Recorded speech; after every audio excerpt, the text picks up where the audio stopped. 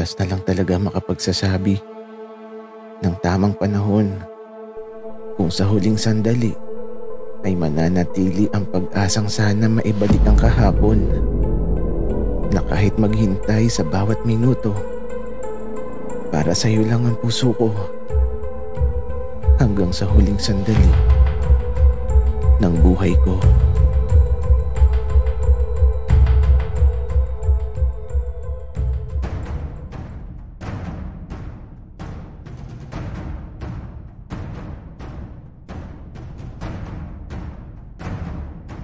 Kaibigan, huwag mong kalimutan mag-subscribe sa aming channel at huwag din kalimutan i-click ang notification bell at subscribe button. Subscribe na!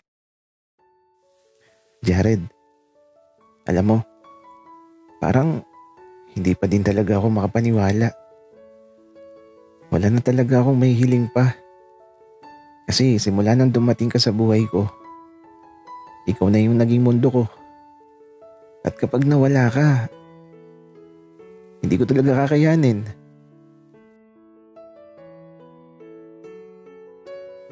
Allen, ano ka ba? Binabola mo naman ako masyado. Bakit ba ganyan ka magsalita ngayon?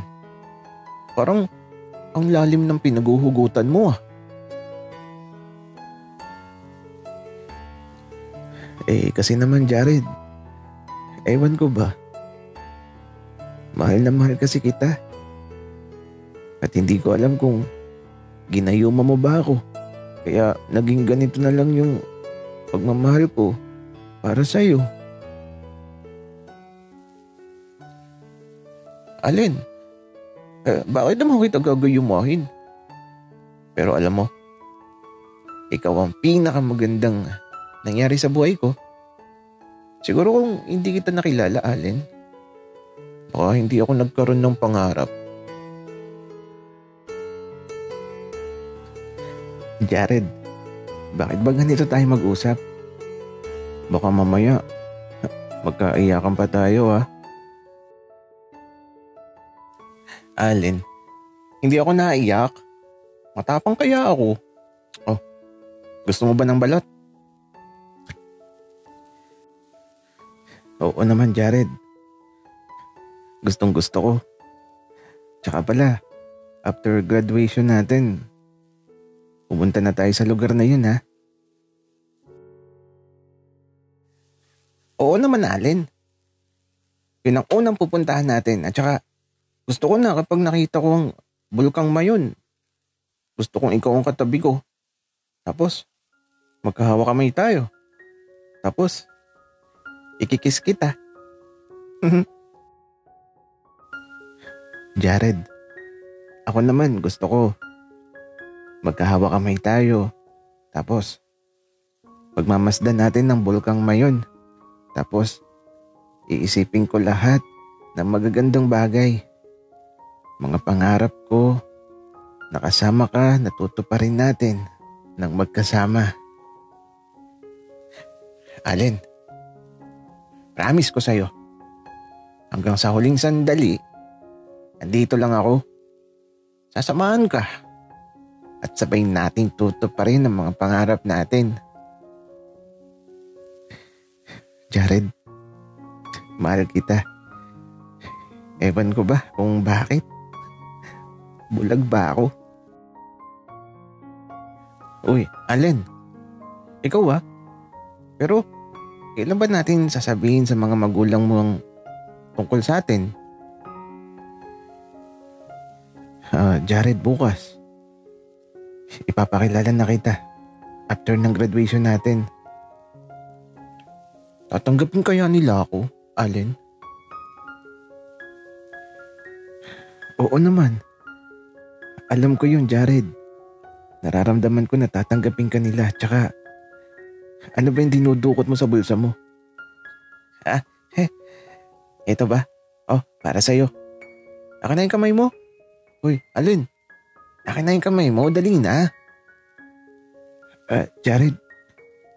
Teka lang. Sing-sing yan Alam ko. Ako kaya ang bumili nito. Yung mga naipon ko sa pagtitinda ng balot. Ano na, Allen? Isasuot ko ba sa'yo o ibabalik ko na lang doon sa binilihan ko? Jared, eto na. Isuot mo na. Alin, eto tanda ng pagmamahal ko para sa'yo. Aba, sakto ang sukat. Jared naman magkano to? Baka naubos lahat ng ipon mo. Alin, di na mahalaga yun. Mahal naman kita. At lagi mong tatandaan, nag-iisa ka lang dito sa puso ko. At ikaw ang nagbibigay liwanag sa mundo ko. Kaya Allen, huwag kang mawawala. Kasi mahal na mahal kita. Jared, pangako, hindi ako mawawala. At kahit dumating man ang mga pagsubok sa buhay natin, magiging matatag ako kasi alam kong nasa tabi lang kita.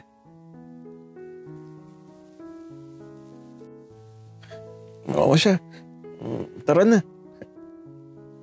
Umuwi na tayo at matulog na tayo para bukas pagkagising natin. Sisimulan na natin yung unang hakbang patungo sa mga pangarap natin, Allen.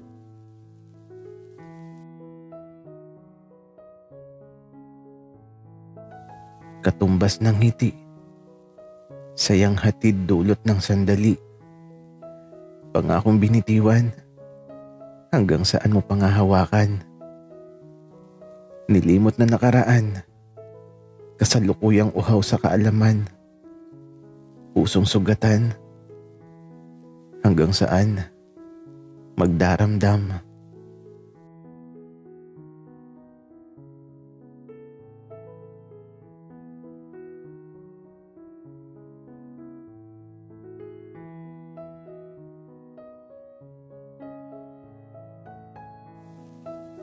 Sa pagsilay ng liwanag sa aking mga mata, hindi ko maunawaan ang nangyayari sa paligid ko. Bakit ganito? Nasaan ako? Bakit umiiyak si nanay at tatay? Bakit di ko maunawaan ang lahat? Hindi ko alam kung panaginip lang ba to? Dahil ang huling naalala ko, isang liwanag ang paparating sa nagdaang sandali sa gabing tila ba huminto ang mundo namin ni Allen. Pero teka, nasan ako? Nasan si Allen? Hindi ko maunawaan ang nangyayari sa akin. Hindi ko maigalaw ang buong katawan ko. At tanging mga luha ko lang ang nararamdaman ko na umaagos mula sa mga mata ko. Umiiyak si nanay at tatay. Hindi ko alam kung bakit. Pero bakit may mga doktor? Nasaan ba ako?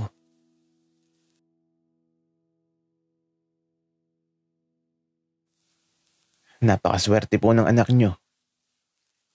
Isang milagro po ang nangyari. Wika ng doktor.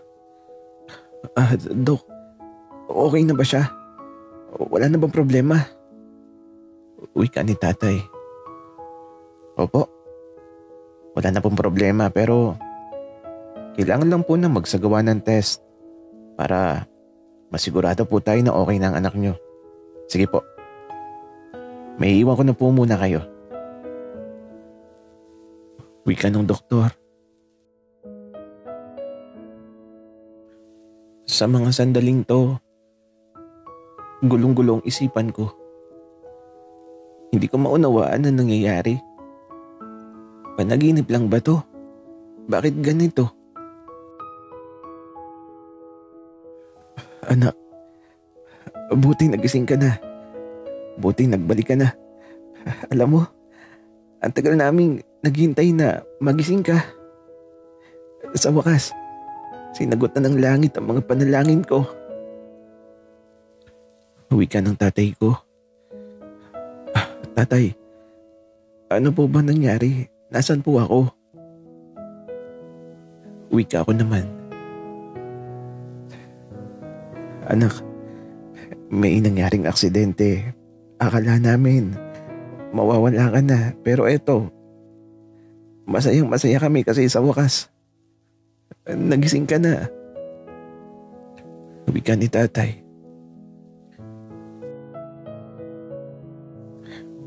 Tatay, graduation ko na pala mamaya. Wika ko. Tapos ito, nagkatinginan sila tatay at nanay.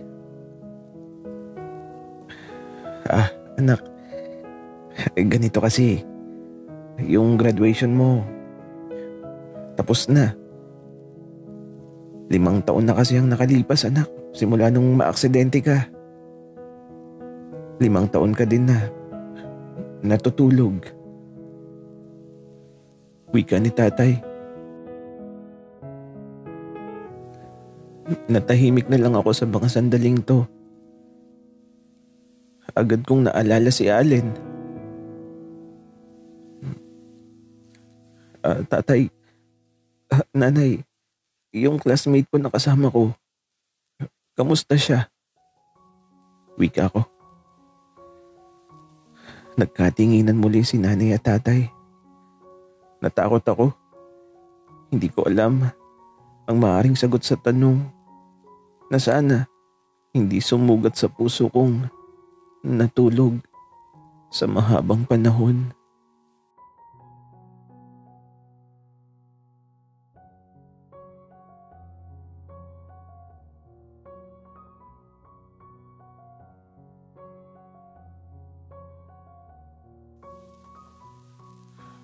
Mama, Papa, sa kasal ko, dapat kayo ang pinakamaganda at gwapo. Wika ko. Anak, oo naman. Ikaw din. Tsaka anak, bakit ba di mo inaalis ang singsing na yan sa kamay mo? Saan ba galing yan? Wika ni Papa. Hindi ko nga alam, Papa, kung kanino galing to. Sinubukan ko naman na alisin kaso kapag hindi ko suot, parang nalulungkot ako. Kaya isinusuot ko na lang ulit. Wika ko. Ganun ba, anak? Hayaan mo't babalik din ang alaala mo. Basta ang paghandaan mo ay ang kasal mo. Wika ni Papa. Masaya ako. Malapit na ang kasal ko. Pero hanggang ngayon, malaking katanungan sa isipan ko kung kanino galing ang singsing na suot ko. Sino ang nagbigay nito sa akin? Bakit ba kasi nawala ang mga alaala ko? Bakit ba sa akin nangyari ang ganito?